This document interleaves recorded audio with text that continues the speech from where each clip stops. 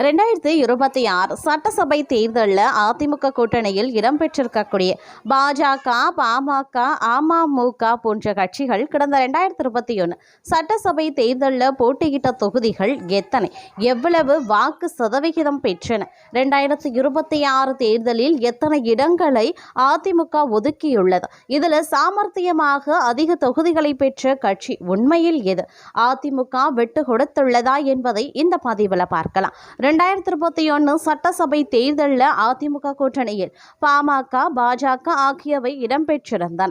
இந்த முறை அமமுகவும் இணைந்துள்ளது. 2021 விட பாஜக 2024 தனித்து போட்டியிட்டு வலிமையாக மாறியுள்ளது.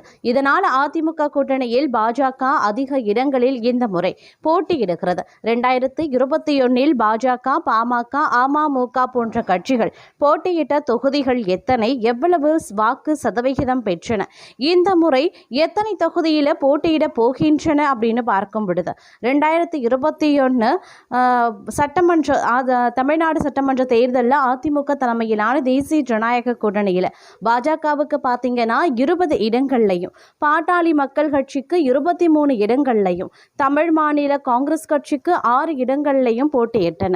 2021 தேர்தலில் அதிமுக தனித்து 33.29% வாக்குகளையும், பாஜக, பாட்டாளி மக்கள் கட்சி ஆகிய கூட்டணி கட்சிகளுடன் சேர்ந்து 39.71% வாக்குகளையும் பெற்றிருந்தது. பாஜக 20 இடங்களில் போட்டியிட்டு 2.62% வாக்குகளை பெற்றது. பாஜக சார்பில் எல் முருகன், எச் ராஜா, வானதி ஸ்ரீனிவாசன், அண்ணாமலை, குஷ்பு, வினோத் பி செல்வம், நயினார் நாகேந்திரன் உள்பட பலர் களம் இறங்கினார்கள். இதில் பாஜக 4 இடங்களில் வென்றது. கடந்த முறை 20 இடங்களில் போட்டியிட்ட பாஜக 2026 சட்டசபை தேர்தலில் 27 இடங்களையும் தனியாகவும், தமிழ் மாநில காங்கிரஸ் கட்சிக்கு தாமரை சின்னம் கொடுத்து 5 இடங்களையும் போட்டியிட வைத்துள்ளது. அதேபோல் ஏசி சண்முகம், ஜான் பாண்டியன், திருமாறன் ஆகியோரும் தாமரை சின்னத்தில் போட்டியிடுகிறார்கள். ஒட்டுமொத்தமாக 35 தொகுதிகளில் தாமரை சின்னம் போட்டியிடுகிறது.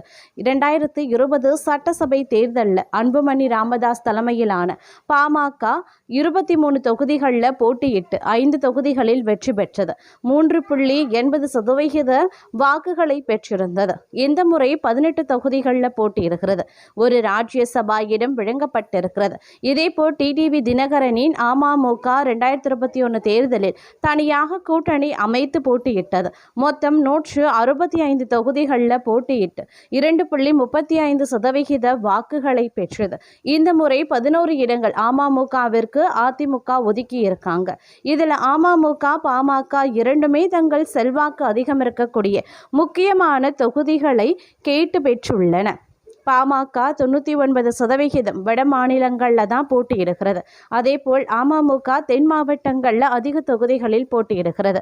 பாஜகவும் முக்கியமான கொங்கு மண்டலம் மற்றும் கன்னியாகுமரி மாவட்டங்கள் தொகுதிகளை கேட்டு பெற்றுள்ளது. இதில் சாமர்த்தியமாக செயல்பட்டிருப்பது பாஜக தான். கூட்டணி கட்சிகளை முன்பு அதிமுக தான் இரட்டை இலை சின்னத்தில் போட்டியிட வைக்கும்.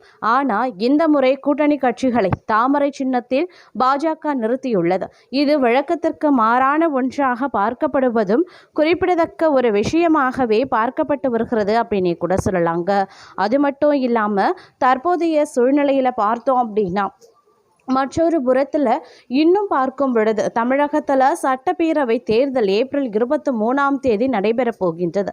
தேர்தல் தேதி அறிவிக்கப்பட்டதில் இருந்தே தமிழகத்தில் அரசியல் களம் சூடு பிடிக்கவும் ஆரம்பித்திருக்கிறது. திமுக, அதிமுக, நாதக, தவேக என 4 முனை போட்டி நிலவும் என எதிர்பார்க்கப்படுகிறது. இதில் நாதக, தவேக தனித்து போட்டியிடுகிறது. அதிமுக, பாஜக கூட்டணி அமைத்து தேர்தலை சந்திக்கிறது. இந்த முறை திமுக 22 கட்சிகளுடன் மாபெரும் கூட்டணி அமைத்து தேர்தலை சந்திக்கிறது. திமுக கடந்த சில வாரங்களாகவே தொகுதி பங்கீடு பேச்சுவார்த்தையை நடத்தி வந்த நிலையில் தற்போது ஒரு வழியாக திமுக முடித்திருக்காங்க.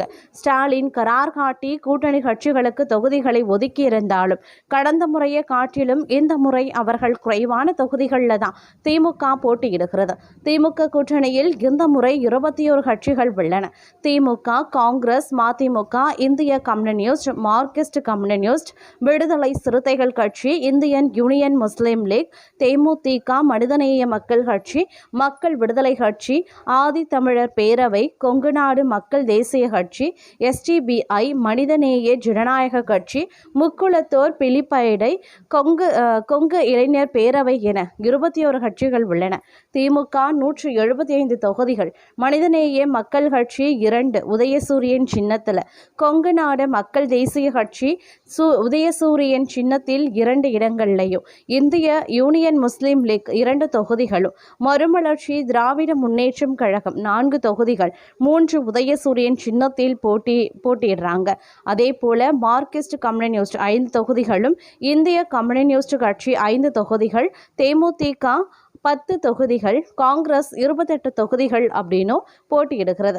2021 ஆண்டு திமுக மற்றும் கூட்டணிக்கு எத்தனை தொகுதிகள் ஒதுக்கப்பட்டது அப்படின்னு பார்க்கும்போது திமுக 173 தொகுதிகள், கொங்கு நாடு மக்கள் தேசிய கட்சி 3 இடங்கள், அதுவும் உதயசூரியன் சின்னத்தில், இந்திய யூனியன் முஸ்லீம் லீக் 3 தொகுதிகள், மறுமலர்ச்சி திராவிட முன்னேற்ற கழகம் 6 தொகுதிகள் உதயசூரியன் சின்னத்தில், மார்க்சிஸ்ட் கம்யூனிஸ்ட் 6 தொகுதிகள், இந்திய கம்யூனிஸ்ட் கட்சி 6 தொகுதிகள், தேமுதிக கூட்டணியில இல்ல, காங்கிரஸ் 25 தொகுதிகள் அப்படின்னு கடந்த தேர்தலை காட்டிலும் கூட்டணி கட்சிகளுக்கு இந்த முறை கூடுதல் தொகுதிகள் ஒதுக்கப்பட்டிருக்கிறது. அதன்படி காங்கிரஸ் கட்சிக்கு 3 தொகுதிகள் கூடுதலாகவும், CPM, CPI கட்சிகளுக்கு தலா 1 தொகுதி குறைத்து ஒதுக்கப்பட்டுள்ளது. மதிமுக கடந்த முறை 6 தொகுதிகளில் போட்டியிட்டது. இந்த முறை மொத்தமே 4 தொகுதிகளில் தான் மதிமுக போட்டியிடுகிறது. இந்திய யூனியன் முஸ்லீம் லீக் கட்சிக்கு 3 தொகுதிகள் கடந்த முறை கொடுத்த நிலையில் இந்த தேர்தலில் 2 தொகுதிகள் மட்டுமே ஒதுக்கப்பட்டுள்ளது. இந்த தேர்தலில் மானிமா, தாவேகா போட்டியிடல. கூட்டணி கட்சிகளுக்கு ஒதுக்கிய தொகுதிகள் போக உதயசூரியன் சின்னத்தில் 175 தொகுதிகளில் திமுக போட்டியிடுகிறது. கடந்த தேர்தலில் 188 தொகுதிகளில் திமுக உதயசூரியன் சின்னத்தில் போட்டியிட்ட நிலையில் இந்த முறை 175ஆக இந்த முறை குறைத்தும் இருக்காங்க. தொகுதி பங்கீடு குறித்து முதல்வர் ஸ்டாலின் முக்கிய அறிவிப்பை வெளியிட்டிருந்தார். அவர் என்ன சொல்லியிருந்தாருன்னா, தமிழ்நாடு மக்களிடம் திமுக தலைமையிலான கூட்டணிக்கு பெரும் செல்வாக்கு இருக்கிறது. நம்பிக்கையும் செல்வாக்கும் வெற்றியாக விளைவதற்கு நாம அடுத்த 4 வாரங்களும் அயராமல் உழைத்திட வேண்டும். மத சார்பற்ற முற்போக்கு கூட்டணியின் தொகுதி பங்கீடு நிறைவில் தங்கள் கட்சி சின்னத்தில் போட்டியிடும் தோழமை கட்சிகளின் தொகுதிகள் போக திமுக வேட்பாளர்கள் மற்றும் திமுக சின்னத்தில் போட்டியிடும் தோழமை கட்சி வேட்பாளர்களுமாக இணைந்து 2026 சட்டமன்ற தேர்தல் களத்தில் 175 இடங்கள்ல உதயசூரியன் களம் காண்கிறது. உதயசூரியனும் நமது சின்னம் தான். கை, முரசு, கதிர் அறிவாள், சுத்தி நட்சத்திரம், பானை, ஏணி ஆகியவையும் நமது சின்னங்கள் தான். 234 தொகுதிகளும் நம்மளுடைய தொகுதிகள் தான். மதவாத அரசியலையும் தமிழ்நாட்டை வஞ்சிக்கும் துரோகத்தையும் எதிர்த்து நின்று எல்லோருக்கும் எல்லாம் என்கிற ஆட்சி தொடர்ந்திடவும், இந்தியாவின் ஜனநாயகத்தை காத்திடவும் மதசார்பற்ற முற்போக்கு கூட்டணிக்கான வெற்றிகளத்தில் தோழமை கட்சிகளுடன் இணைந்து நின்று விரைந்து பணியாற்றுவேன். கவனம் சிதறாத இலக்கை வெல்வோம் என தெரிவித்திருக்காரு.